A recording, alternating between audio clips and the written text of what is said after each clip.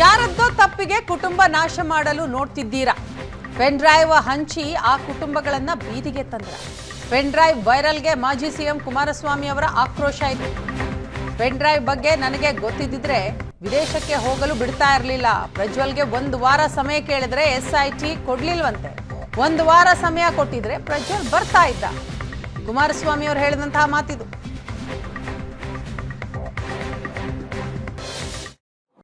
ಯಾರೋ ಮಾಡಿದ ತಪ್ಪಿಗೆ ಎಲ್ಲರೂ ಸೇರಿಸಿ ಕುಟುಂಬನೇ ಸಂಪೂರ್ಣ ಸರ್ವನಾಶ ಮಾಡೋದು ಇದ್ಯಾವ ನ್ಯಾಯ?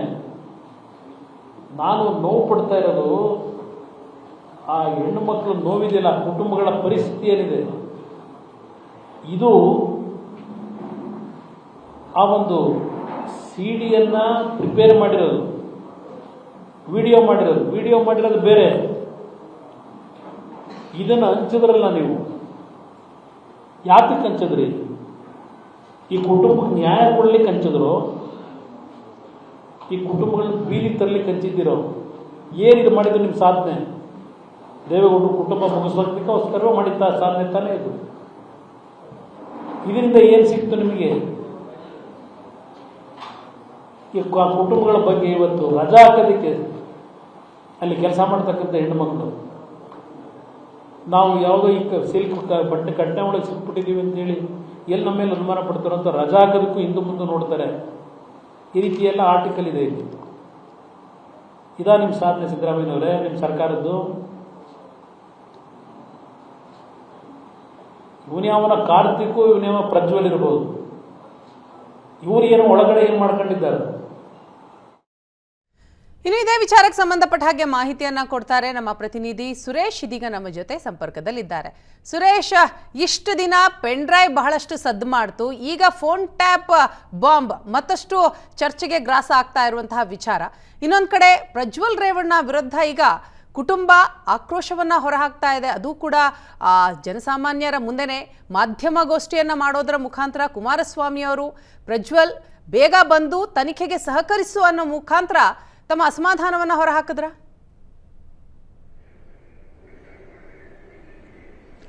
ವೀಣಾ, ಇತ್ತೀಚೆಗೆ ನಡೀತಾ ಇರುವಂತಹ ಈ ಎಲ್ಲ ರಾಜಕೀಯ ಬೆಳವಣಿಗೆಗಳೇನಿದೆ ಇದಕ್ಕೊಂದು ಫುಲ್ ಸ್ಟಾಪ್ ಇಡುವಂತಹ ನಿಟ್ಟಿನಲ್ಲಿ ಕುಮಾರಸ್ವಾಮಿ ಅವರು ಒಂದು ಮನವಿಯನ್ನ ಮಾಡಿದ್ರು. ಈಗ ಕಾಂಗ್ರೆಸ್ನ ಬಹುತೇಕ ನಾಯಕರು, ಸಚಿವರುಗಳು ಸೇರಿದ ಹಾಗೆ ಎಲ್ಲರೂ ಕೂಡ ಒಂದು ಟೀಕೆಯನ್ನ ಮಾಡ್ತಿದ್ರು. ಈ ಒಂದು ಇಡೀ ಪ್ರಕರಣದ ಕೇಂದ್ರ ಬಿಂದು ಆಗಿರುವಂತಹ ಪ್ರಜ್ವಲ್ ರೇವಣ್ಣ ಅವರು ವಿದೇಶಕ್ಕೆ ಹೋಗಿರುವ ವಿಚಾರದಲ್ಲಿ ಅವರು ತಪ್ಪಿಸಿಕೊಂಡಿದ್ದಾರೆ. ಈ ಒಂದು ವಿಚಾರದಲ್ಲಿ ಕುಮಾರಸ್ವಾಮಿ ಅವರ ಕೈವಾಡ ಇದೆ, ರೇವಣ್ಣ ಅವರ ಕೈವಾಡ ಇದೆ, ದೇವೇಗೌಡರ ಕುಟುಂಬದವರ ಕೈವಾಡ ಇದೆ ಅನ್ನುವಂತ ನಿಟ್ಟಿನಲ್ಲಿ ಟೀಕೆಗಳು ಕೂಡ ಬರ್ತಾ ಇದ್ವು. ಇದೆಲ್ಲದರ ನಡುವೆ ಈ ಮಧ್ಯದಲ್ಲಿ ರೇವಣ್ಣ ಅವರ ಮೇಲೂ ಕೂಡ ಕೇಸ್ಗಳು ದಾಖಲಾದವು. ರೇವಣ್ಣ ಅವರು ಕೂಡ ಕೋರ್ಟ್ಗೆ ಹಾಜರಾಗಿ ಜಾಮೀನನ್ನು ಕೂಡ ಪಡೆದುಕೊಂಡ ಬರ್ತಿದ್ದಾರೆ. ಆದರೆ ಪ್ರಜ್ವಲ್ ರೇವಣ್ಣ ಅವರು ಮಾತ್ರ ಇಷ್ಟು ದಿನ ಆದರೂ ಕೂಡ ಯಾಕೆ ಇನ್ನೂ ಕೂಡ SIT ಮುಂದೆ ಹಾಜರಾಗಲಿಲ್ಲ? ಮತ್ತೆ ಅವರು ವಿದೇಶಕ್ಕೆ ಹೋಗಿದ್ದು ಏಕೆ? ಉದ್ದೇಶಪೂರ್ವಕವಾಗಿ ಅವರನ್ನ ವಿದೇಶಕ್ಕೆ ಕಳಿಸಲಾಗಿದೆ ಅನ್ನುವಂತ ಒಂದು ಆರೋಪಗಳು ಕೂಡ ಕೇಳಿ ಬರ್ತಾ ಇತ್ತು. ಹಾಗಾಗಿ ಈ ಎಲ್ಲ ಒಂದು ಪ್ರಕರಣವನ್ನು ಒಂದು ತಾರ್ಕಿಕ ಅಂತ್ಯ ಕಾಣಿಸುವಂತ ನಿಟ್ಟಿನಲ್ಲಿ ಕುಮಾರಸ್ವಾಮಿ ಅವರು ಇವತ್ತು ಮಾಧ್ಯಮಗಳ ಮೂಲಕ ಒಂದು ಮನವಿಯನ್ನ ಮಾಡಿರುವಂತದ್ದು. ಪ್ರಜ್ವಲ್ ಎಲ್ಲೇ ಇದ್ರೂ ಕೂಡ 24 ಗಂಟೆಯ ಒಳಗಾಗಿ ಬಂದು SIT ಅವರು ಏನು ತನಿಖೆಯನ್ನ ಮಾಡ್ತಿದ್ದಾರೆ, SIT ಮುಂದೆ ಹಾಜರಾಗಿ ತನಿಖೆಯನ್ನ ಎದುರಿಸಬೇಕು ಅನ್ನುವಂತ ನಿಟ್ಟಿನಲ್ಲಿ ಈ ಒಂದು ವಿಚಾರ ಅಂದ್ರೆ ನನಗೆ ಖಂಡಿತವಾಗ್ಲೂ ಕೂಡ ಈ ವಿಚಾರ ಗೊತ್ತಿರಲಿಲ್ಲ. ಮೊದಲೇ ಗೊತ್ತಿದ್ರೆ 26ನೇ ತಾರೀಕು ಪ್ರಜ್ವಲ್ ಅವರನ್ನ ವಿದೇಶಕ್ಕೆ ಹೋಗೋದಕ್ಕೆ ನಾನು ಬಿಡ್ತಾ ಇರಲಿಲ್ಲ. ಒಂದು ವೇಳೆ ಪ್ರಜ್ವಲ್ ಬಂದಿದ್ರೆ, SIT ಮುಂದೆ ತನಿಖೆಗೆ ಹಾಜರಾಗಿದ್ರೆ ಈ ಒಂದು ಪ್ರಕರಣ ಇಷ್ಟೊತ್ತಿಗೆ ಮುಗ್ದೇ ಹೋಗಿರ್ತಾ ಇತ್ತು. ಈಗ ಪ್ರಜ್ವಲ್ ಕಾಣಿಸ್ಕೊಳ್ದೇ ಇರುವಂತಹ ಕಾರಣದಿಂದಲೇ ಈ ಒಂದು ಪ್ರಕರಣ ಇಷ್ಟೊಂದು ಬೆಳೆದುಕೊಂಡು ಹೋಗ್ತಾ ಇದೆ ಅನ್ನುವಂತ ನಿಟ್ಟಿನಲ್ಲಿ ತಮ್ಮ ನೋವನ್ನು ಕೂಡ ಹೇಳ್ಕೊಳ್ತಾ ಇರುವಂತದ್ದು. ಇದೆಲ್ಲದರ ಜೊತೆಗೆ ದೇವೇಗೌಡರು ಪ್ರಜ್ವಲ್ ಅವರ ರಾಜಕೀಯ ಭವಿಷ್ಯದ ದೃಷ್ಟಿಯಿಂದ ಸಾಕಷ್ಟು ದೂರದೃಷ್ಟಿಯನ್ನ ಇಟ್ಕೊಂಡಿದ್ರು. ದೇವೇಗೌಡರು ಸಾಕಷ್ಟು ಪ್ರೀತಿಯನ್ನ ಪ್ರಜ್ವಲ್ ಮೇಲೆ ಇಟ್ಕೊಂಡಿದ್ರು.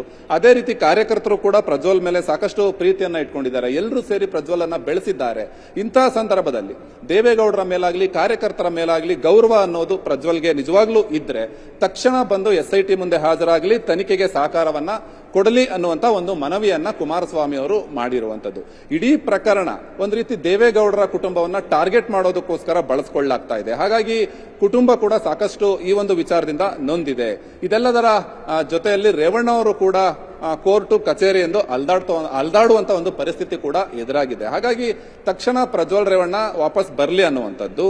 ಮತ್ತು ದೇವೇಗೌಡರು ಇದೀಗ 92 ವಯಸ್ಸಿನ ಹಿರಿಯರಾದಂತಹ ದೇವೇಗೌಡರು ಕೂಡ ಈ ಒಂದು ಪ್ರಕರಣದಿಂದ ಸಾಕಷ್ಟು ನೊಂದಿದ್ದಾರೆ.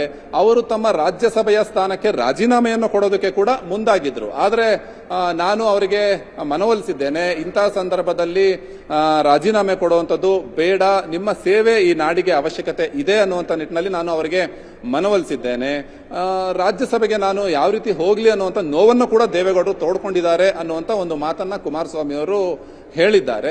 ಇದೆಲ್ಲದರ ಜೊತೆಗೆ ಪ್ರಜ್ವಲ್ ಯಾವಾಗ ಕಾಣೆಯಾಗಿದ್ದಾರೆ ಅಂದ್ರೆ ವಿದೇಶಕ್ಕೆ ಹೋಗಿದ್ದಾರೆ ಅನ್ನುವಂಥ ವಿಚಾರ ಬಂತು, ಆ ಕ್ಷಣದಿಂದ ನಮ್ಮ ಕುಟುಂಬದ ಬಹುತೇಕ ಸುಮಾರು 40ರಿಂದ 45 ಜನರ ಫೋನ್ಗಳನ್ನ ಕದ್ದಾಲಿಕೆ ಮಾಡಲಾಗ್ತಾ ಇದೆ ಅನ್ನುವಂಥ ಒಂದು ಗಂಭೀರವಾದ ಆರೋಪವನ್ನು ಕೂಡ ಕುಮಾರಸ್ವಾಮಿ ಅವರು ಮಾಡಿರುವಂತದ್ದು. ನನಗೆ ಬಹಳ ಸ್ಪಷ್ಟವಾಗಿ ಗೊತ್ತಿದೆ, ನಮ್ಮ ಫೋನ್ಗಳನ್ನ ಟ್ಯಾಪ್ ಮಾಡಲಾಗ್ತಿದೆ ಅನ್ನುವಂಥ ಒಂದು ಆರೋಪವನ್ನ ಮಾಡ್ತಾ ಇರುವಂತದ್ದು. ವೀಣಾ, ಥ್ಯಾಂಕ್ ಯು ಸುರೇಶ್ ನಮ್ಮ ಮಾಹಿತಿಗಾಗಿ.